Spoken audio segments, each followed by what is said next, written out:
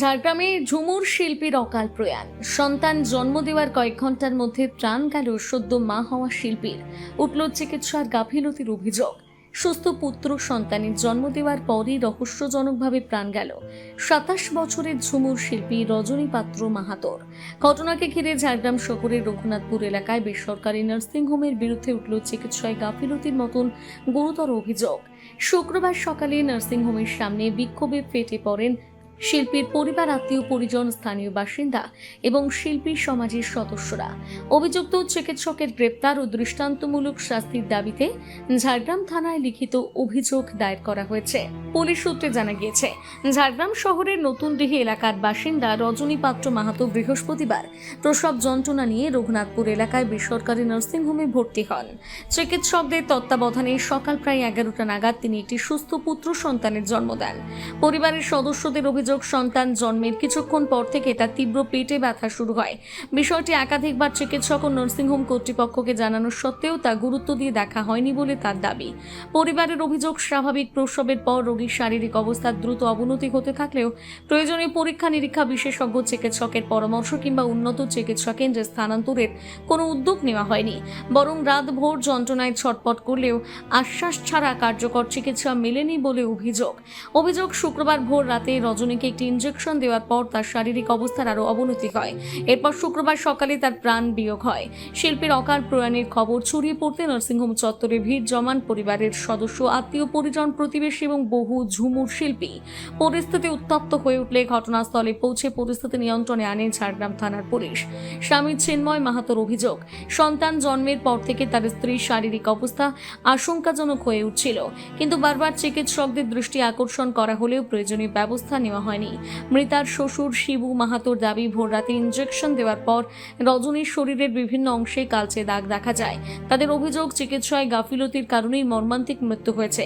ঘটনার নিরপেক্ষ তদন্ত করে দোষীদের বিরুদ্ধে দৃষ্টান্তমূলক শাস্তির দাবি জানিয়েছে পরিবার। বলতে ডাক্তারের গাফালিতি এবং বারবার বলা সত্ত্বেও সন্ধ্যার থেকে প্রচন্ড যন্ত্রণা শুরু করে, এবং মেন জিনিস যেটা দেখতে পাচ্ছি ডাক্তারকে 8টার পর থেকে বারবার ডাকার পরেও ডাক্তার উপরে ছিল কিন্তু তাও নিচে আসেনি। এবং ঠিক ওই 3টা নাগাদ ওই ওদের সাইডে যারা নার্সগুলো ছিল ওরা এসে ইঞ্জেকশন দেয় এবং তারপরে স্পটেড হয়ে যায় এবং তারপর ডাক্তারবাবু আসে।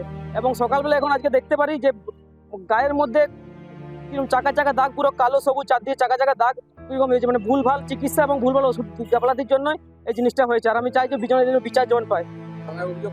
থানায় অভিযোগ করা আছে। নার্সিংহোম কর্তৃপক্ষ এখন ওরা কিছু বলেনি, বলছিল আসছিল, তারপরে যখন বলা সিসিটিভির ফুটেজ দেখান তখন আর কোনো বলেনি, তারা চুপ হয়ে গেছে, আর কোনো কথা বলেননি। আর চাই ন্যায্য বিচার যেমন পায়, আর এবং চাই নার্সিংহোমের জন্য টোটালি বন্ধ হয়ে যায়, কারণ ভবিষ্যতের জন্য ওই নার্সিংহোমে আর যেমন কারো বিপদ হয়েছে। আমার ভাই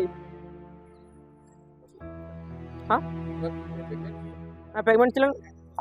আজকে সুস্থভাবে 12টার সময় দিনের বেলা 12টার সময় বাচ্চা হয়, এবং রাত 3টার সময় ডাক্তার যখন না আসে তারপরে এক্সপায়ার ডেট হয়।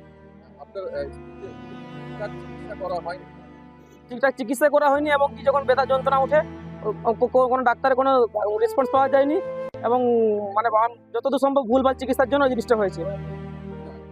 চিন্ময় মাহাতো ও স্বামী 12টার সময় প্রসব করেছে, সুস্থ 3 কিলো 200 ওজন ছেলে। তারপর রাত 12টা থেকে ব্যথা আরম্ভ হয়। উনি উপরেই থাকেন, নার্সকে বারবার বলে বলে যে ব্যথা উঠছে, খুব ব্যথা উঠছে, খুব ব্যথা উঠছে, একদম আসেইনি। না আসার পরে 3টার সময় একটা নার্স একটা ইঞ্জেকশন দিয়েছে। সেই ইঞ্জেকশনটা চাইলাম, সেটাও পাইনি। ইঞ্জেকশনের গা গিলে একবার দেখবেন ফোটা ফোটা কালো কালো সাপ কামড়েছে মতন হয়ে গেছে। ইঞ্জেকশনটা দিতে দিতে পুশ করতে মারা গেছে। হ্যাঁ, ভুল ট্রিটমেন্ট করা হয়েছে, এবং ডাক্তার মশাইয়ের প্রচন্ড গাফলাতি, ঠিক আছে। আর উনি অযথা আরো লোককে বলছে আমাকে মারধর করেছে, কিন্তু সেই লোকটা তো দরকার। আপনার সিসিটিভি আছে, একটা জনের খুঁজতে ওই জন্য মোটরসাইকেলে ও লোকের গাড়ি চেপে সেই দিকে চলে গেল। ওর তো নিজস্ব প্রাইভেট গাড়ি আছে, কিন্তু এখানে দেখলাম বেরিয়ে একটা লোকের মোটরসাইকেলে চেপে চলে গেল। আমি বলতে চলে গেল, বলছে আমাকে মেরেছে, এইরকম বলো।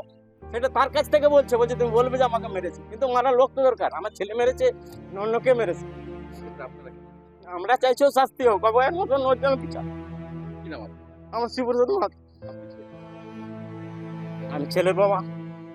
অন্যদিকে সমস্ত অভিযোগ অস্বীকার করেছে নার্সিংহোম কর্তৃপক্ষ। তাদের দাবি চিকিৎসায় কোনো গাফিলতি হয়নি, প্রয়োজনে তদন্তে পূর্ণ সহযোগিতা করা হবে বলে তিনি জানান। বাড়ির লোক তো একরকম বলছে, আমাদের আমরা তো সবসময় চাই যে কোনো পেশেন্ট খারাপ না হোক, সবটা তো আমাদের হাতে থাকে না, অ্যাক্সিডেন্ট হয়েই যায়। কিন্তু আমাদের শরীরের মধ্যে নাকি র্যাশ বেরিয়ে গেছিল এবং যেখানে চিকিৎসক আসার কথা সেখানে চিকিৎসক আসেনি, সকালে অনেকবার পেশেন্ট, আমি কলকাতাতেই থাকি, আমি অনেকবার পেশেন্ট। কিন্তু অভিযোগ করা হচ্ছে যে চিকিৎসার গাফিলতি। ঝাড়গ্রাম থানার পুলিশ জানিয়েছে, পরিবারের লিখিত অভিযোগের ভিত্তিতে ঘটনার তদন্ত শুরু হয়েছে।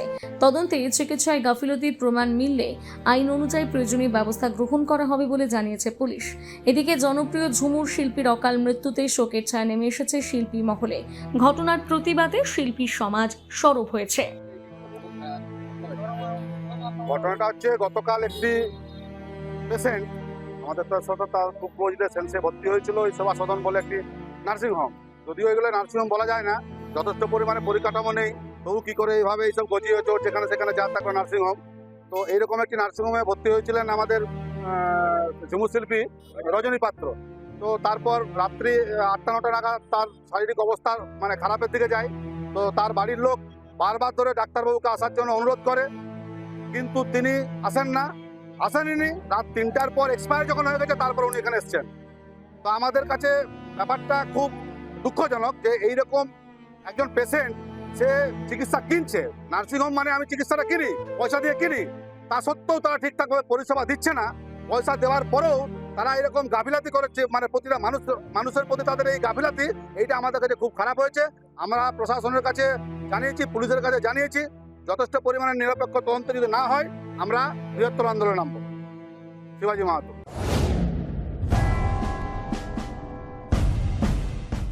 নামি দামি শাড়ি থেকে শুরু করে ফ্যাশন দুনিয়ার সবকিছু, suiting shirting, churidar, blouse, kurta, lehenga, jeans, top, jeggings, palazzo, বাচ্চাদের মডার্ন ড্রেস, পুরুষদের জিন্স, ফর্মাল ড্রেস, গেঞ্জি, গৃহসজ্জার পর্দা থেকে টেডি পুতুল ও সমস্ত কালারফুল পোশাকের বিপুল সম্ভার।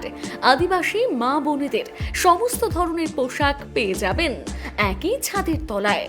ন্যায্য মূল্যে মানুষকে পরিষেবা প্রদান আমাদের প্রধান লক্ষ্য। তাই তো হাজার হাজার মানুষের ভরসা ও ভালোবাসা একমাত্র রিয়া মেগা শপ, খড়িকামাথানি, 9 গ্রাম, ঝাড়গ্রাম।